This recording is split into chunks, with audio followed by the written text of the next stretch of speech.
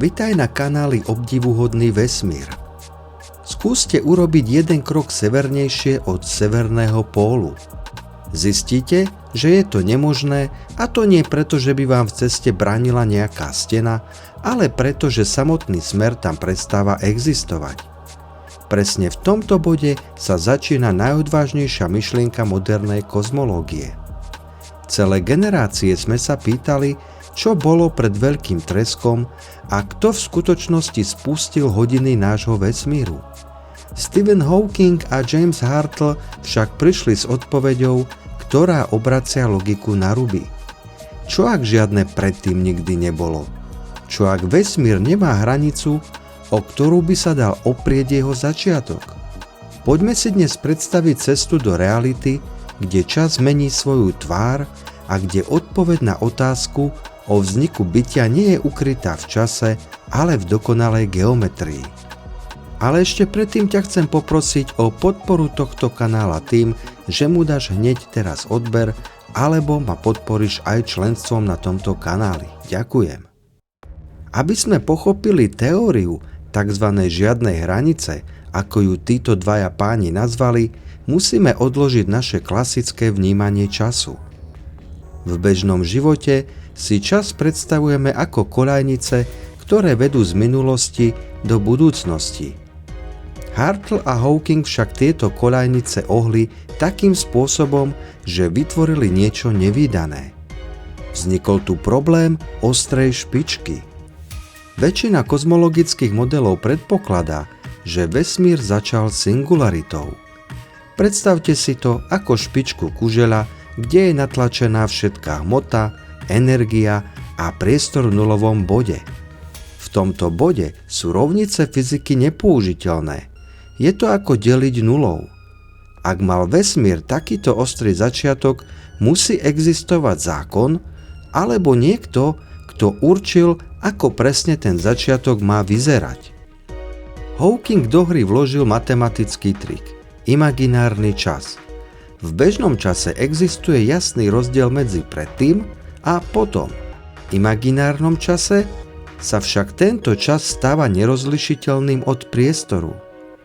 Môžeme si to predstaviť aj takto. Ak je bežný čas priamka, tak imaginárny čas z nej robí plochu. V rannom vesmíre, keď bol svet mikroskopicky malý, sa čas začal správať ako štvrtý rozmer priestoru. Tým sa odstránila tá nešťastná ostrá špička, čiže singularita, a nahradila ju hladká krivka. Nie je to úplne jednoduché na pochopenie, takže skúsme ešte inak. Čo taký južný pól Zeme? Ak pôjdete smerom k južnému pólu, čiary zemepisnej dĺžky sa k sebe približujú a sa stretnú v jednom bode. Je na južnom póle nejaká hranica? Nie, je to hladký povrch. Pýtať sa, čo je južnejšie od južného pólu, teda nedáva žiadny zmysel. Priestor tam jednoducho začína hladko a prirodzene. Podľa tejto teórie je vesmír v čase presne takýto. Na jeho začiatku nie je žiadna hrana, žiadny múr ani žiadna singularita. Vesmír je uzavretý sám do seba. Ak kozmos nemá hranice, znamená to, že nepotrebuje žiadne okrajové vonkajšie podmienky. Nemusíme tiež vysvetľovať, prečo bol vesmír na začiatku taký alebo onaký. Jeho stav je určený ním samým. Vesmír by tak bol úplne uzavretý systém.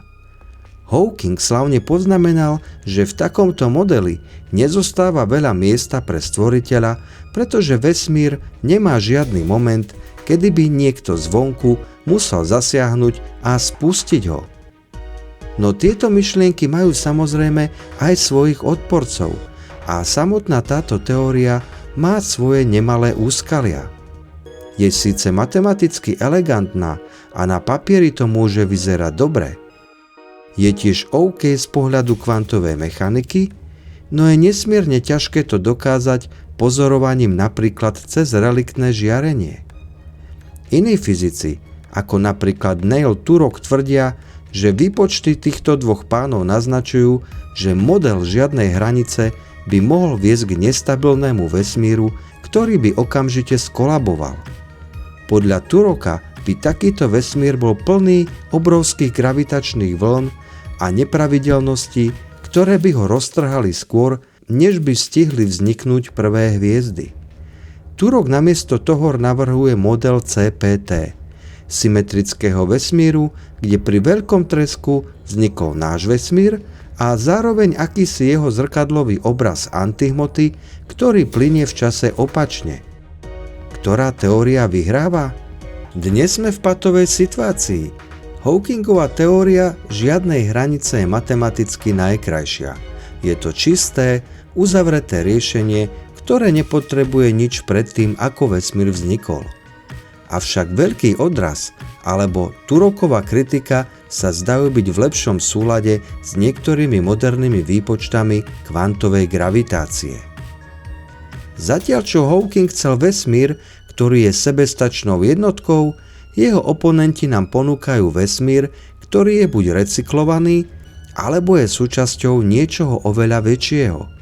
A môžeme to nazvať akokoľvek, napríklad aj multivesmírom. Teória žiadnej hranice nám hovorí, že vesmír je ako dokonale vyleštená guľa. Nemá žiadny koniec ani začiatok, na ktorom by sme mohli stáť. Sme súčasťou bubliny, ktorá jednoducho je a hotovo. No ja osobne si myslím, že by to bolo príliš elegantné riešenie na celkovú zložitosť vesmíru ako takého, aj keby sa mnohým hodila do príručky o jeho pôvode. Čo si myslíš ty? Napíš mi o tom do komentárov a ja sa už teším na budúce. Ak sa ti toto video páčilo, nezabudni na palec hore a do pozornosti dávam tiež, že toto video vytvoril živý tvorca, teda nie je dielom žiadnej AI.